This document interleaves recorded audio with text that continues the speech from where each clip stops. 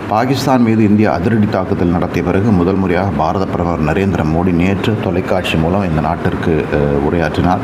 அந்த உரையிலே அவர் யாரும் இந்த பிரச்சனையிலே தலையிட முடியாது, ஒரு மூன்றாவது நாடு பாகிஸ்தானுக்கு இடையான பிரச்சனையிலே தலையிட முடியாது, அதே போல காஷ்மீர் மாநிலம் இந்தியாவுடைய ஒருங்கிணைந்த பகுதி, அதிலுமே யாருமே சமரசம் செய்ய தலையிட தேவையில்லை என்று திட்டவட்டமாக தெரிவித்தார்.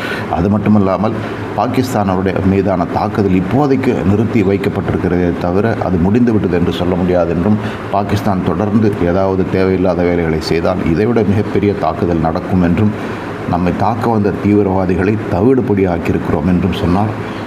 மிக மிக கோபமாக உரையாற்றிய பிரதமர் நரேந்திர மோடி பாகிஸ்தான் மட்டுமல்லாமல் அமெரிக்க அதிபர் டொனால்ட் ட்ரம்ப் இந்த விஷயத்தில் தேவையில்லாமல் கருத்து தெரிவிப்பதிலுமே கூட இந்த எச்சரிக்கை விடுக்குமாறு பேசியதாக பலரும் சொல்லுகிறார்கள். ஆபரேஷன் சிந்தூர் எப்பொழுது தேவைப்பட்டாலும் தொடரும் என்றும், இனிமேல் operation Sindoor is a new normal என்றும் அவர் சொல்லியிருக்கிறார்.